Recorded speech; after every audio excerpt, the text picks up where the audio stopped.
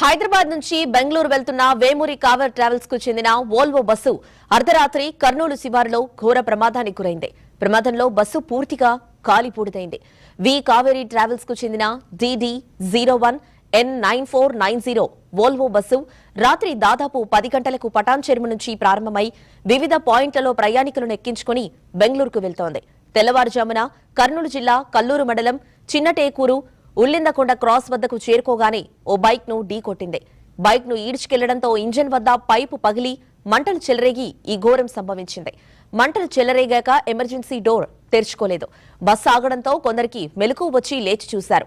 మంటలు చెలరేగడంతో bus driver, సహాయకుడు, కొందరు ప్రయాణికులు ఎమర్జెన్సీ డోర్లు బద్దలు కొట్టుకుని బయటకొచ్చారు. ఆ సమయంలో అటుగా వెళ్తున్న నవీన్ తన కారులో గాయపడ్డ 6గురిని ఆసుపత్రికి తరలించారు. హైమారెడ్డి అనే మరో మహిళ మంటలు చెలరేగడాన్ని చూసి అప్రమత్తమై పోలీసులకు సమాచారం అందించారు.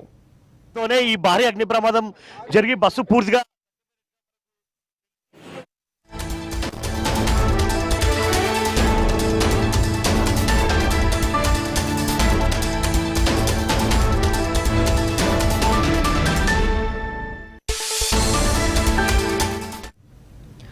వి కావేరీ ట్రావెల్స్ బస్సు దగ్ధమైన ఘటనలో మృతుల సంఖ్యపై ఇప్పటిదాకా స్పష్టత రాలేదు.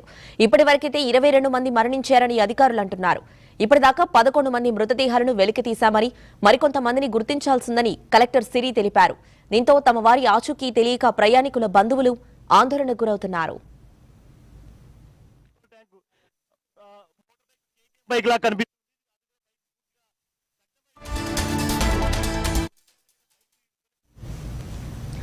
డ్రైవర్ నిర్లక్ష్యం వల్లే ఈ ఘోర ప్రమాదం జరిగిందని, బైక్ ను ఢీ కొట్టినప్పుడే డ్రైవర్ బస్సును ఆపుంటే ఈ ఘోరం జరిగేది ఉండేది కాదని ప్రత్యక్ష సాక్షులు చెప్తున్నారు. మంటలు అంటుకోగానే అద్దాలు బద్దల కొట్టి బయటకు దూకేశామని, డ్రైవర్ బస్సు దూకి పారిపోయాడు తప్ప ప్రయాణికులను పట్టించుకోలేదని గాయపడ్డ ఓ ప్యాసింజర్ వాపోయారు. ప్రయాణికులను అప్రమత్తం చేయలేదని చికిత్స పొందుతున్న మరో ప్రయాణికుడు తెలిపారు.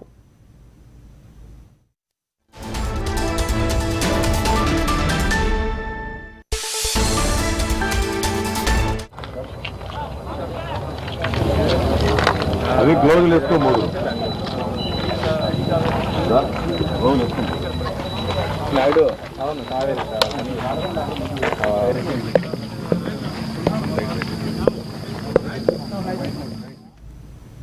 ప్రమాద సమయంలో సిబ్బందితో కలిపి మొత్తం 43 మంది ఉన్నారు.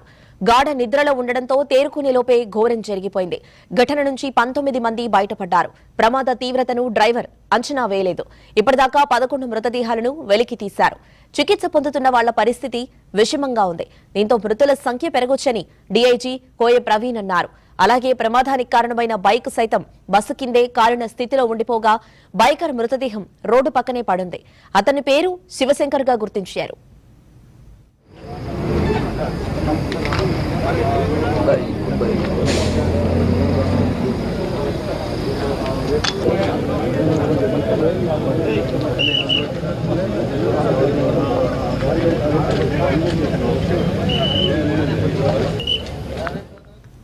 మరోవైపు బస్సు నిర్మాణంలో ప్రికాషన్స్ లేవు. ఏదైనా ప్రమాదం జరిగితే బయటపడేలా బస్సులో ఎలాంటి ఏర్పాట్లు లేవని డీఐజీ కోయ ప్రవీణ్ తెలిపారు.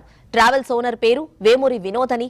బస్సు ఫిట్నెస్ వ్యాలిడిటీ ఏడాది మార్చితోనే ముగిసింది. అలాగే ఇన్సూరెన్స్ వ్యాలిడిటీ, పొల్యూషన్ కాల పరిమితి కిందటి ఏడాది ఏప్రిల్తోనే ముగిశాయి.